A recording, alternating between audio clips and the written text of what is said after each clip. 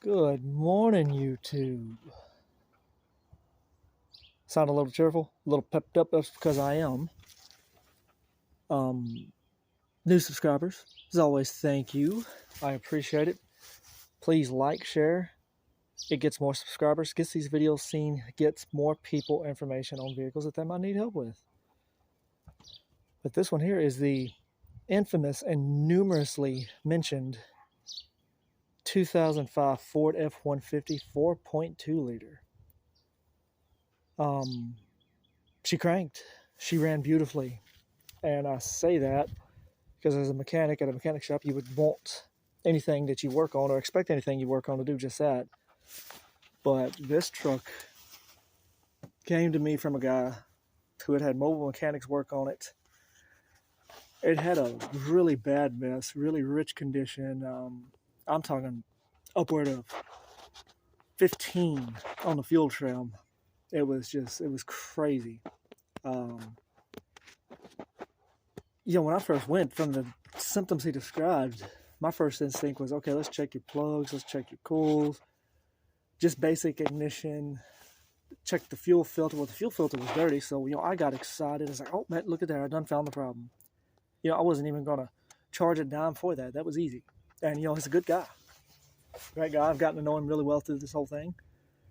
So I've been even more motivated to fix this truck and get it going. It's just been task after task after task. I was getting intermittent communication problems with the ECM from the scan tool.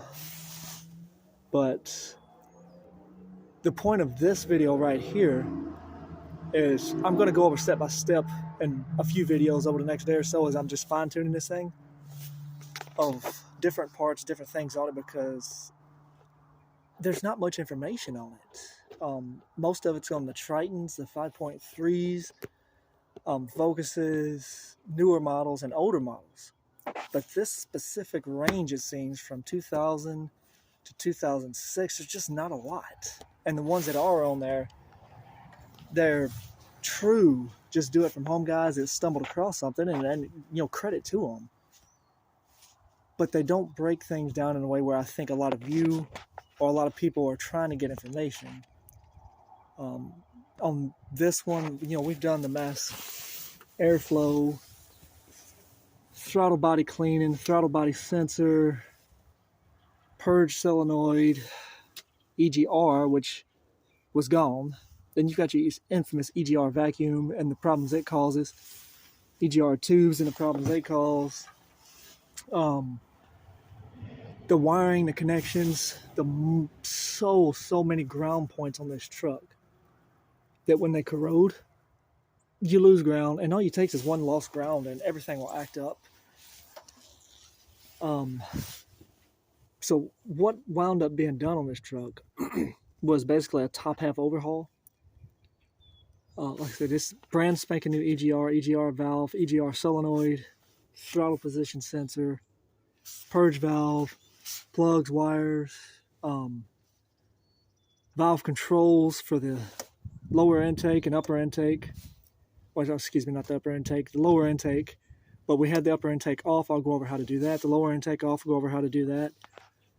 I wound up doing a valve job on it because I got down in it and valves were gone. I've replaced the catalytic converters, the O2 sensors. Something catastrophic happened internally in this truck, and it just wreaked havoc from front to back. I still firmly believe it started somewhere in the exhaust system. There was a blockage. But the point of this is comment. Don't hesitate to comment, especially if you're trying to work on a 4.2. Ask questions, because if there's questions in the comments, I can specifically make sure I spend more time on those details. Like the cam phaser, it just doesn't have a camshaft position sensor right here. Well, you can't quite see it, but right there, that's a cam phaser. It is so easy to mess that up because there is a very precise way you have to take that in and take it out and replace it and replug it. The radiator bleeding. Okay, so you lose some fluid, you just put some fluid in there, put the cap back on, you're going to overheat. There's a bleeding process on this. common places for vacuum leaks. And we did the valve covers, valve cover gaskets. As I said, new plugs. I went over a video the other day on how to gap those, new injectors, what to do on those, and even how to test those.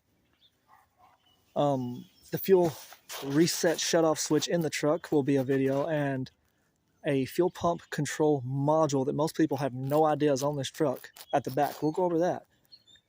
But this was just a quick, well, okay, not so quick. We're at almost 6 minutes. I try to keep these short but descriptive, but this one is just to give you a broad range of what's been done on this truck. Watch it, see what areas you need help with, and don't hesitate to comment. More coming. Have a great day.